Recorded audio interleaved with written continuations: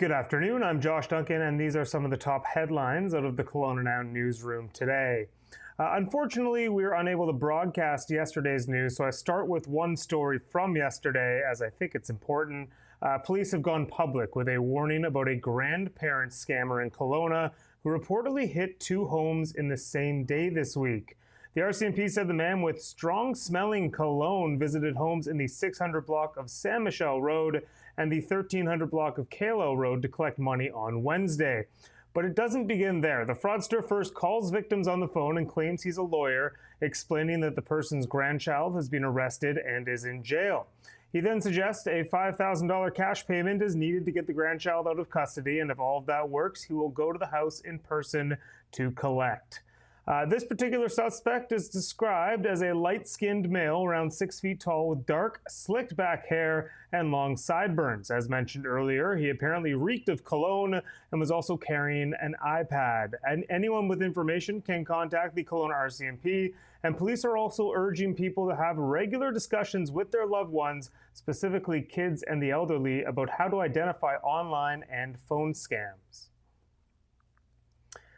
Hopefully you already saw this on our website or social media and haven't been freaking out today, but if not, I am here to tell you that the smoke coming from Knox Mountain, it's no reason for concern.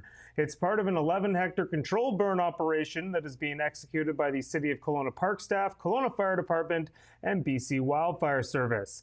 The burn is being done in an effort to reduce wildfire risk, eliminate fuels around homes and infrastructure, and restore natural habitats. Kelowna firefighter Dennis Craig says it is a proactive step to protect homes and preserve the park's natural beauty, calling prescribed burns one of the most effective tools in their arsenal to lower wildfire risk.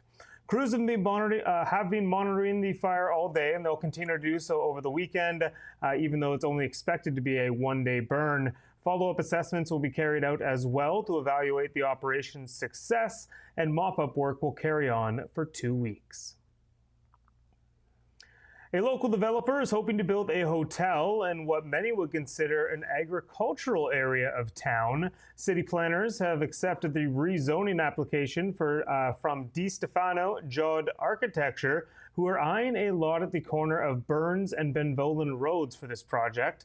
While the property is among a lot of farmland over there, it's actually located outside the Agricultural Land Reserve.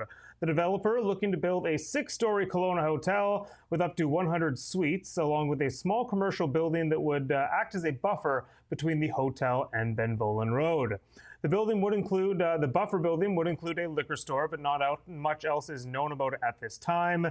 The application has not yet been circulated around the city's planning department, but once that happens, it will be presented to council at a later date.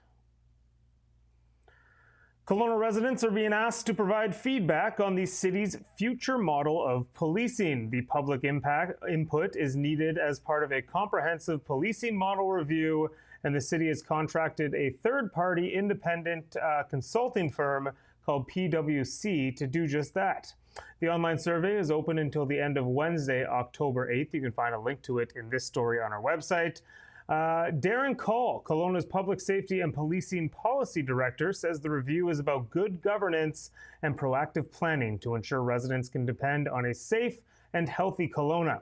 He noted that the rapidly growing community is home to one of the country's largest RCMP detachments, and while the city has confidence and respect for the work that our local officers do, the 20-year policing contract is set to expire in 2032, and the future is uncertain. All survey responses will be submitted directly to PwC and thus kept confidential. Only the overall results will be shared in the future as part of a final report summary. Wrapping up a little down south, as one of the region's largest events is no more, sadly. Organizers announced on Thursday that the Okanagan Grand Fondo in Penticton has been discontinued. The event has brought thousands of cyclists from across the region, province, and beyond to celebrate the sport of road cycling over the past 15 years. The event's founder and owner, Jody Cross, called the news bittersweet, saying it was a long and wonderful run, but it was also time. She explained that the costs behind holding the event have doubled since the pandemic, and it was unrealistic to raise entry fees by the amount needed to keep things afloat. She assured KelownaNow that the decision had nothing to do with the tragedy of this year's event, where a cyclist was struck and killed by a vehicle, noting that her mind was already made up about this fate back in 2024. Although the Grand Fondo is now gone, Cross hinted at an imminent announcement about a new venture for her in the South Okanagan cycling community. It's expected that a similar type of event focused on gravel cycling rather than road cycling will take the Grand Fondo's place. She said registration for the renewed Okanagan Graveler will open this month. That event will run next June in the Oyama region. All right, a quick look at the weekend forecast. Currently 20 degrees under a mix of sun and cloud in Kelowna. Potential is there for a spit of rain this evening, but we shall see. It looks pretty decent right now. Cloudy and a high of 15 on Saturday. A chance of showers throughout, but it will clear up into a sunny Sunday with a high of 16 degrees. The overnight lows, those are a little noticeable.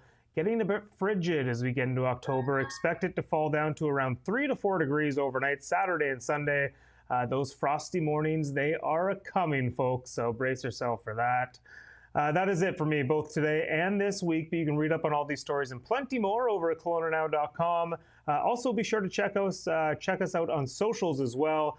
It is KelownaNow.com on TikTok, KelownaNow on X, Best of KelownaNow on Instagram, and Now Media Group on YouTube. Have a wonderful weekend, Kelowna. I will be back in this chair on Monday for a look at more headlines, and we will see you then. We don't just report the news. We live here too. We're your neighbors, bringing you stories that matter to all of us. No government funding, no outside influence. Kelowna Now, local, independent. News you can trust.